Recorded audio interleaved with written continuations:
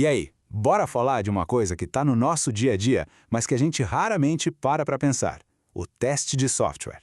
O que será que garante que todos os aplicativos que a gente usa funcionam direitinho? Pois é essa disciplina que previne um monte de dor de cabeça e assegura a qualidade dos produtos digitais. Estamos falando de tudo, viu? Desde o aplicativo do banco até aquele nosso jogo favorito.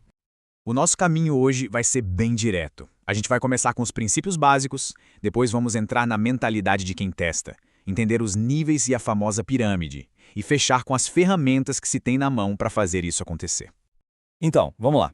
Para começar, a gente precisa entender a base de tudo, que são os 7 princípios fundamentais estabelecidos pelo ISTQB.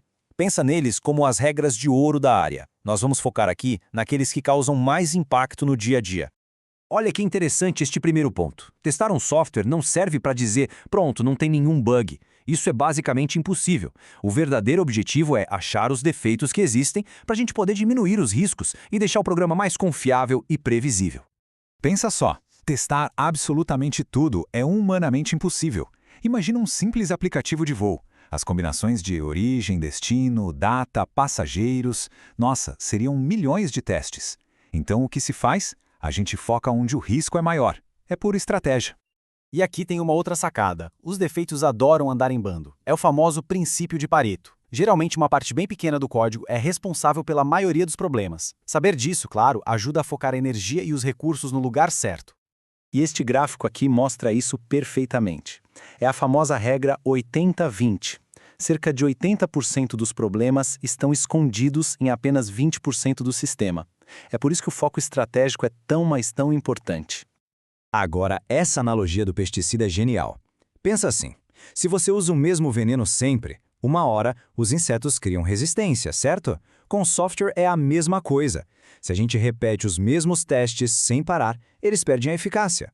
O sistema meio que aprende a passar neles e os bugs novos ficam lá escondidos. Por isso tem que estar sempre inovando e criando testes diferentes. Beleza, já entendemos as regras. Mas para aplicar tudo isso bem, e principalmente para não cair na armadilha do pesticida, é preciso ter um jeito de pensar bem específico. Vamos mergulhar agora na mentalidade de quem trabalha com testes. A mentalidade ideal é a de um detetive, sabe? É ter aquela curiosidade de fuçar para entender como as coisas funcionam. E, mais importante, como elas podem quebrar. É ter um olho clínico para os detalhes, ser um pouco cético e tá sempre se perguntando: tá, mas e se eu fizer isso aqui? E essa comparação é fundamental. Enquanto a pessoa que desenvolve tem um foco em construir, em fazer a coisa funcionar, quem testa tem o foco contrário. Como eu posso quebrar isso? Não é para ser do contra, claro. É que esses dois olhares, o de construir e o de tentar quebrar, se complementam. Juntos, eles criam um software muito mais forte e resiliente. E não adianta nada achar o bug e não saber como comunicar, né? Encontrar o problema é só metade do trabalho. A outra metade, que é tão importante quanto, é saber levar isso para o time de uma forma construtiva. O foco tem que ser sempre no problema, não em quem errou. É sobre resolver junto e não apontar dedos.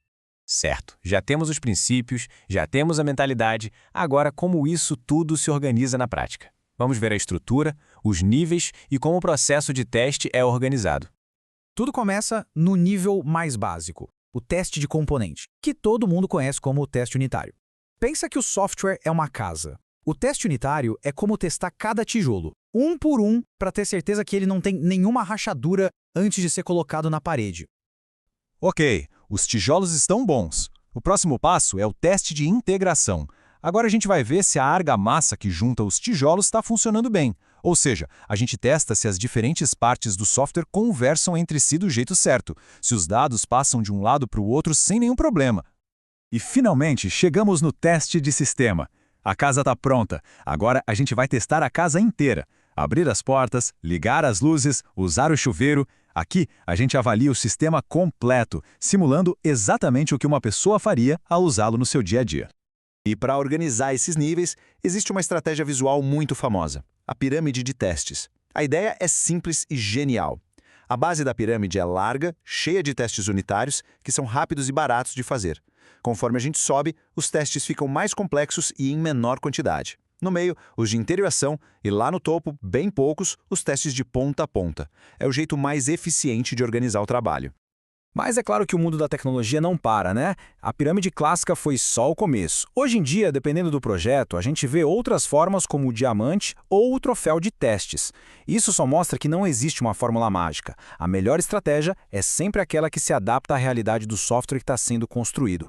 E para fechar, vamos abrir a caixa de ferramentas de quem testa software e dar uma olhada nos diferentes tipos e técnicas que podem ser aplicados. De um jeito bem amplo, a gente pode separar os testes em dois grandes grupos. Os funcionais, que respondem à pergunta: o sistema faz o que deveria fazer? Tipo, o botão de login funciona? E os não funcionais, que respondem: o sistema funciona bem? Ou seja, ele é rápido, ele é seguro, é fácil de usar? E dentro desses grupos tem um monte de especialidades. Teste de performance, para ver se o sistema aguenta o tranco num dia de muita gente usando. Teste de segurança, para procurar brechas que possam ser exploradas. Teste de usabilidade, para garantir que as pessoas achem a experiência de uso agradável. E por aí vai. E aqui tem um exemplo prático de uma técnica chamada caixa preta. A gente não precisa saber como o código funciona por dentro, só o que entra e o que sai. Com uma tabela de decisão simples como essa, a gente consegue testar todas as combinações lógicas de um login e garantir que o sistema sempre reaja do jeito esperado. No fim das contas, o que a gente percebe é que qualidade não é mais um problema só do time de testes. Hoje em dia, é uma responsabilidade de todo mundo que está envolvido no projeto. Testar não é mais aquela coisa que acontece só no finalzinho. É uma atividade contínua que faz parte de todo o processo de desenvolvimento. E isso nos deixa com uma reflexão importante. Se a gente já sabe que é impossível provar que um software é perfeito sem nenhum bug, então qual é a verdadeira medida da qualidade? Talvez não seja a ausência total de defeitos, mas sim a capacidade daquele software de resolver um problema real e entregar valor de verdade para quem o usa.